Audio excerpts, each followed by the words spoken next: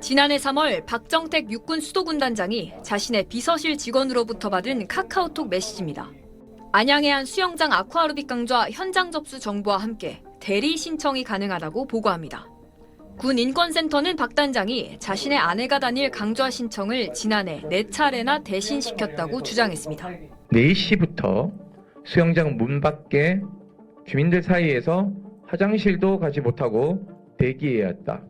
이런 사적 지시를 수행하고 난 이후에는 여느 때와 다름없이 그대로 출근하여 센터는 또 박 단장 자녀의 결혼식엔 장병들이 운전기사나 예식 보조 역할을 했고 쉬는 날 반려동물 밥도 챙겼다고 폭로했습니다. 또리하고 TV 밥을 줘야 되는데 그래서 전화를 아무 때나 그 와이프한테 주면 중고 거래를 대신하라는 지시를 한 정황도 나왔습니다. 내가 당근에 있는 거 캡처해가지고 지금 보냈거든. 그거 좀 부탁하자. 얼마래? 좀 안 깎아준대? 스포츠 경기 예매를 하거나 관사 화단에서 감을 따도록 하는 등 무분별한 사적 지시가 난무했다고도 밝혔습니다. 폭언을 했다는 의혹까지 제기됐습니다. 말 시키지 마. 너 표정을 왜 그따위로 하고 다니냐며 이와 같은 폭언까지 들으며 하인과 같은 대우를 받는 것은 군인으로서 참을 수 없는 일이었다고.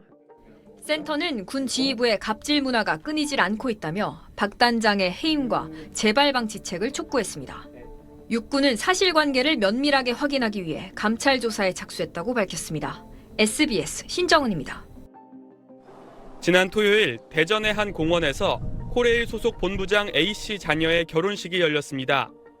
전통 혼례 방식으로 진행됐는데 코레일 직원들이 신부가 탄 꽃가마를 드는 가마꾼 역할을 했습니다. 이 공원에서 진행된 결혼식에선 모두 4명의 직원이 가마꾼 역할로 동원됐는데 이들은 모두 A씨와 같은 부서에서 일하는 직원들이었습니다. A씨 측은 선의에서 비롯된 일이라며 직원들이 자발적으로 행사에 참여했다고 주장했습니다. 참여했던 관련자분들은 순수한 의도라고 지금 의견을 말씀들 하고 계시고요. 모 본부장님께서도 그걸 순수하게 받아들이셨는데 하지만 부하 직원들이 하객이 아닌 가마꾼으로 참여한 것에 대해 온라인 익명 게시판에 코레일 직원들의 비판이 이어졌습니다. 과연 그 본부장이 아니었다면 그런 거를 자발적으로 할 사람이 과연 있을까 싶어요. 위계로서 발생할 수밖에 없었던 거고 그런 건 스스로 지향을 했어야겠죠.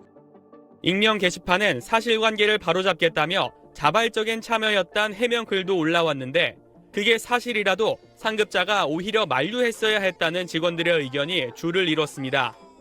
있어서는 안 된 일이 생긴 거고 갑질이라고 규정할 수는 없겠지만 그런 조직 문화가 남아있는 것 같고 공사에서 이 부분에 대해서 제대로 잘 처리해줬으면.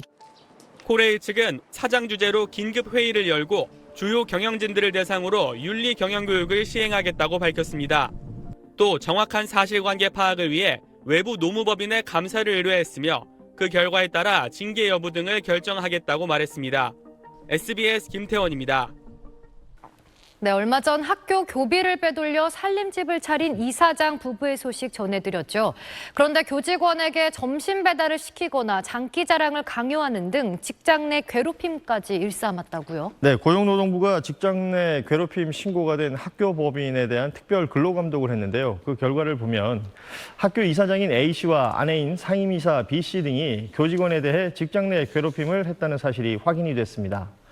이 사장은 교직원들에게 자신의 주거지로 매일 점심과 떡 배달을 시켰고 운영 같은 사적 심부름을 시키기도 했습니다. 또 교사에게 잡초를 뽑게 하고 모욕적 발언도 했던 것으로 확인됐는데요. 한 교사는 이 사장의 고희연에서 강제로 노래를 부르고 장기 자랑을 했다고 토로하기도 했습니다. 이 사장의 아내 B씨는 교직원을 집으로 불러 머리 손질을 지시하고 명절 음식 만들기를 강요하는 등 남편 A씨와 마찬가지로 갑질을 일삼았습니다. 확인된 피해자만 무려 30여 명에 달했는데요. 고용노동부는 가해자 전원에게 과태료 총 2,200만 원을, 학교 법인에게는 2억 6,900만 원의 과태료를 부과했습니다.